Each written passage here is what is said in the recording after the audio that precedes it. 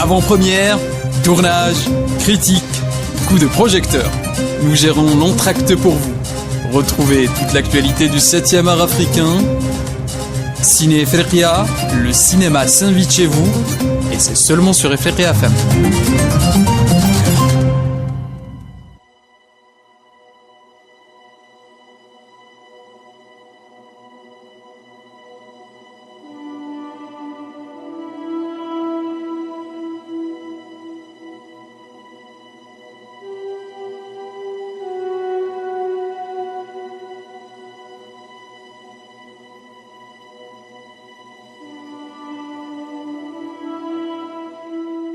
Chers amis, bonjour, c'est Ahmed Bedjaoui, je vous rejoins à nouveau pour une émission de Ciné Efriqiya sur le cinéma africain, sur les ondes de Efriqiya FM.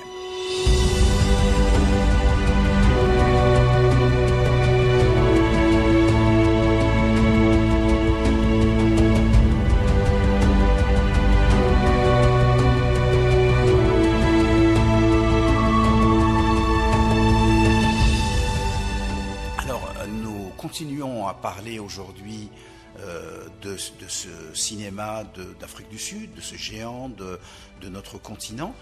Et je vous ai parlé du passé, de l'historique, depuis la création, comment le cinéma africain a été pendant longtemps monopolisé, confisqué presque, je dirais, par les tenants de l'apartheid, qui ont exclu complètement la population africaine. Et puis au moment de la chute de ce régime de l'apartheid, l'émergence d'un certain nombre de cinéastes avec des pionniers de militants du mouvement national anti-apartheid comme Lionel Ngakane.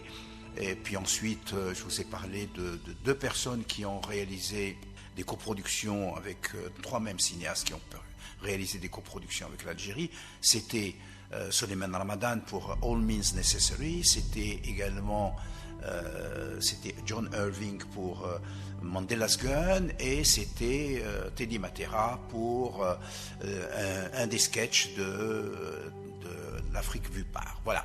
Aujourd'hui, je vais vous parler d'autres films qui ont été réalisés sur l'Afrique du Sud. Et j'ai trouvé un film que j'aime beaucoup, qui est un grand cinéaste du nord de l'Europe, qui s'appelle Billy August. Billy August, c'est qui a fait un film magnifique, Le Déjeuner de Babette. Magnifique, c'était un grand chef-d'œuvre, un homme très très très doué. C'est un film qui fait 2 heures, qui est daté de 2007 et dont l'actrice principale est une grande actrice américaine qui s'appelle Diane Kruger.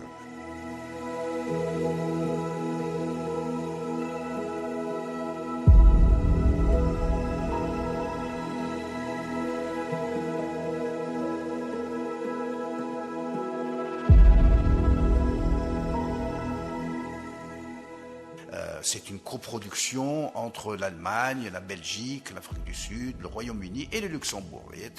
Il a réussi à réunir autour de son nom beaucoup de pays et beaucoup de producteurs.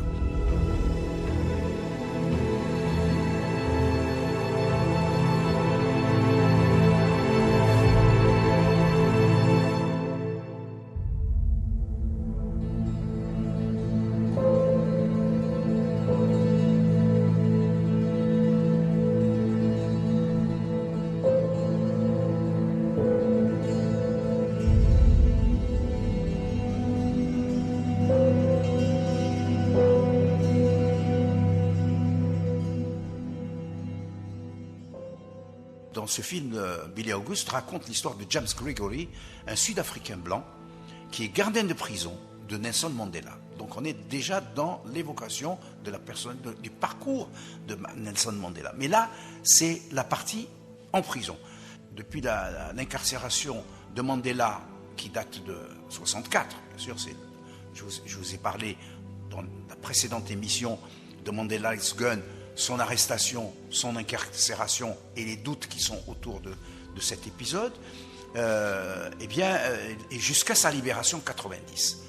Il a été libéré en 90, et puis à partir de là, le processus de déapartheidisation a commencé. Le film de Billy Auguste raconte quand même 27 années en prison d'incarcération de Nelson Mandela, qui est incarné par Denise Haysbert, et la relation qu'il a tissée, qu'il a entretenue avec le temps, bien sûr, pendant 27 ans, avec James Gregory, qui est interprété par Joseph Fiennes, un Sud-Africain blanc qui était chargé de le surveiller en prison. Voilà, donc ça c'est un film très très intéressant qui raconte un épisode important de la vie de Mandela en prison.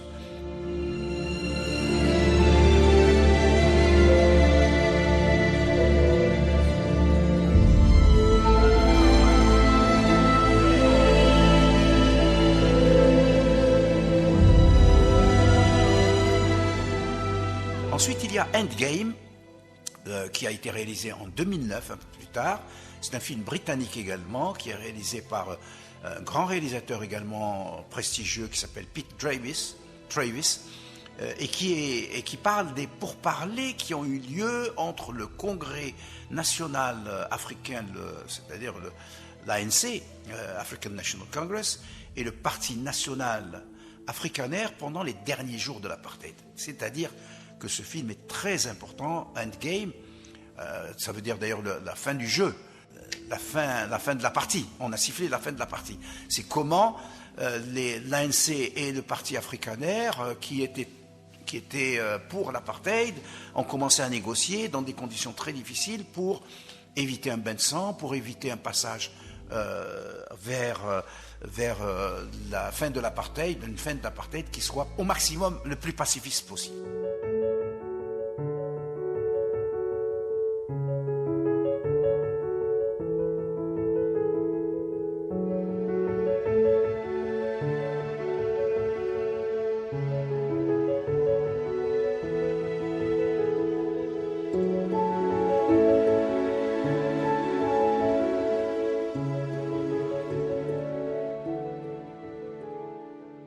Alors ensuite, il y a en 2018 un documentaire qui s'appelle Le procès contre Mandela et les autres. Le procès contre Mandela et les autres, qui met en image les paroles du procès de Nelson Mandela de manière très curieuse. Ces archives ont disparu, elles ont été perdues dans les archives.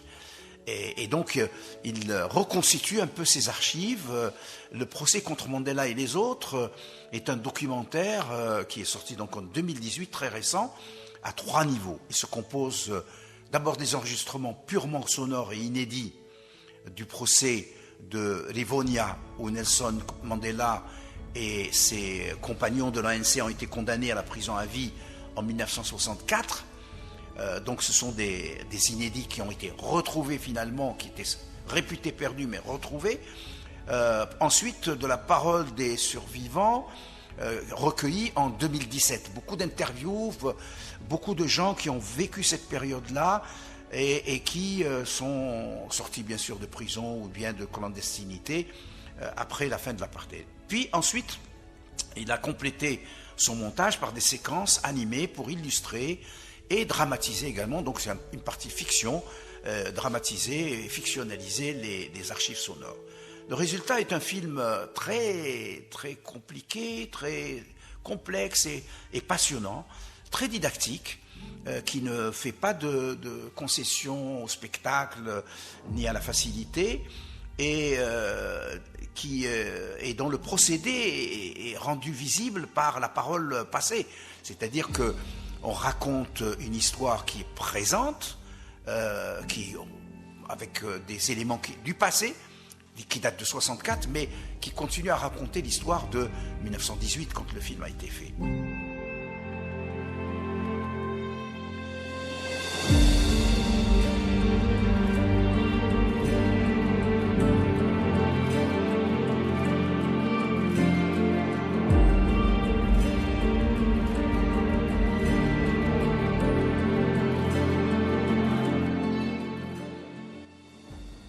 Les réalisateurs du film, le chef opérateur est Gilles Porte et le grand reporter Nicolas Champeau, expliquent comment ils ont pu accéder à des archives inédites et essentielles pour reconstituer leur film. Ça a été un travail gigantesque.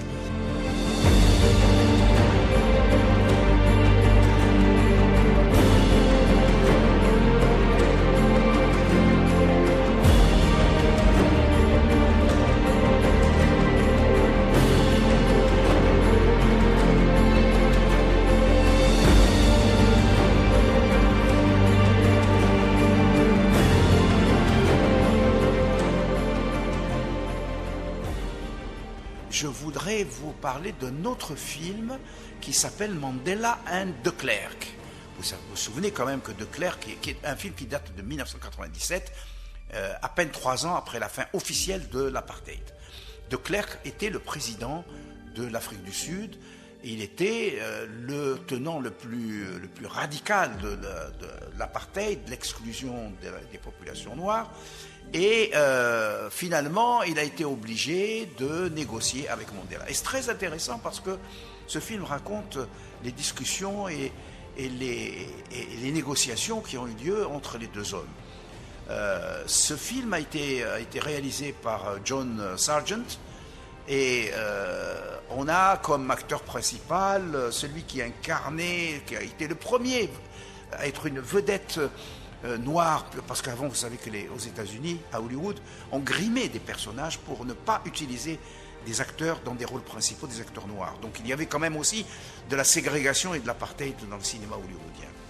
Et donc c'est Sidney Poitier, la grande vedette américaine qui dans Devine qui vient dîner ce soir, dans La Chaîne, etc., qui joue le rôle donc de Mandela, alors que Michael Caine joue le rôle de Klerk. Michael Caine, c'est vraiment un grand acteur anglais qui a été utilisé par des grands réalisateurs comme Hitchcock, etc.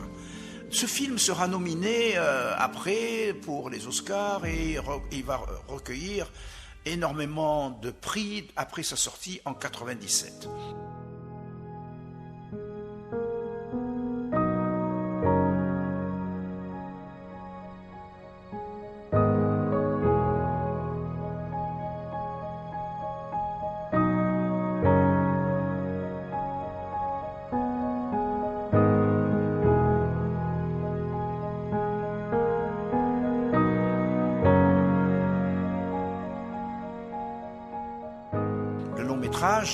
Retrace la vie de Mandela depuis sa détention à vie sur Robben Island, donc c'est dans une île qu'il a été enfermé, jusqu'à l'annonce de sa libération par Frédéric Willem de Klerk en 1990.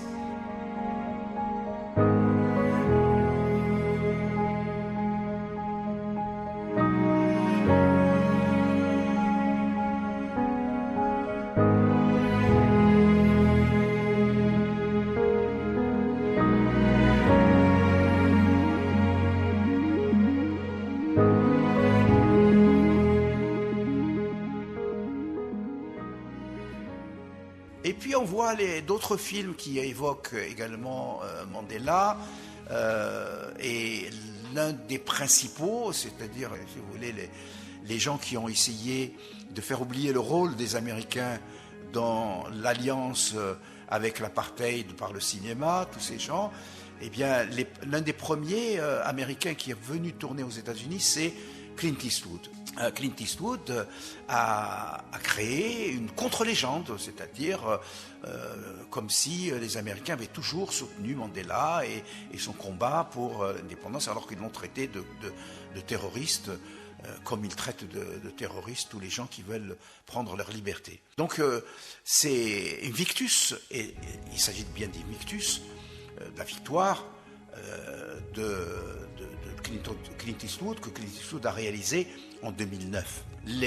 C'est une coproduction entre les États-Unis et l'Afrique du Sud, et les acteurs principaux sont prestigieux, puisqu'il s'agit bien sûr de Matt Damon, de Morgan Freeman, qui joue le rôle respectivement de Francis Pinard, capitaine de rugby de l'équipe nationale sud-africaine, ce qu'on appelle les fameux Springboks, qui sont souvent champion du monde. Vous savez qu'il y a l'Afrique du Sud, il y a la Nouvelle-Zélande, il y a l'Australie, et puis il y a les pays de la France et les pays de la Grande-Bretagne qui monopolisent un petit peu le prestige du rugby.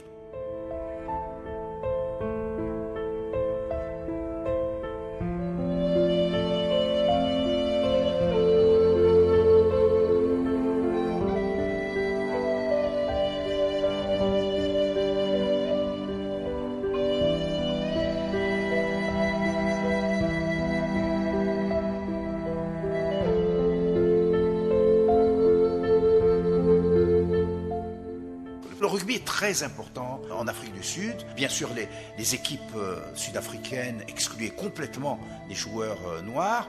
Et donc le film est basé sur cette espèce d'encouragement qu'a donné Nelson Mandela pour que dans les Springboks et dans les équipes locales également, donc dans les Springboks qui est l'équipe nationale, qu'il y ait un mélange entre noir et blanc pour matérialiser la fin de l'apartheid et créer la paix civile, la concorde civile. Finalement, c'est leur concorde civile.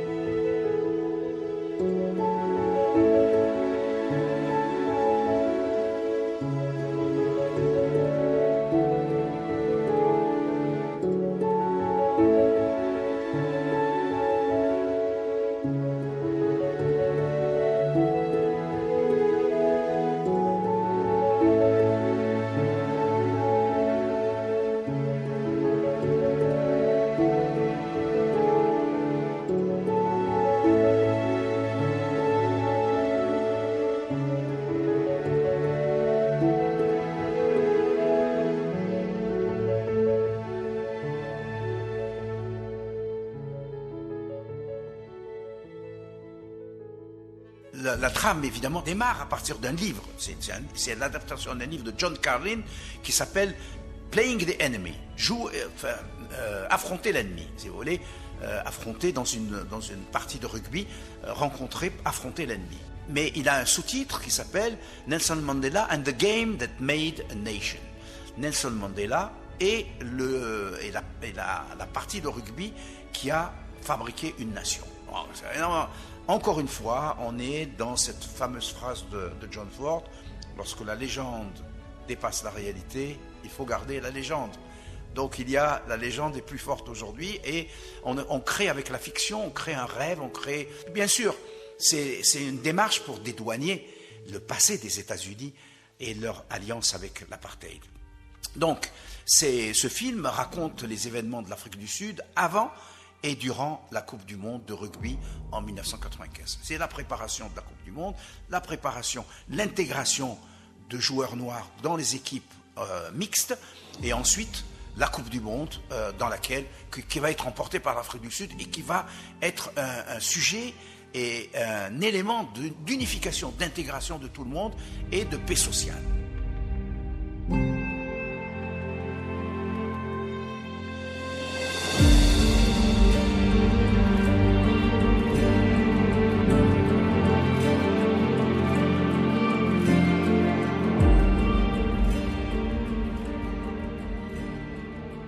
Le titre Invictus signifie en latin non vaincu ou invaincu, impossible à vaincre. Invictus, on ne peut pas nous battre. Donc on ne triomphe, et des personnes dont on ne peut pas triompher.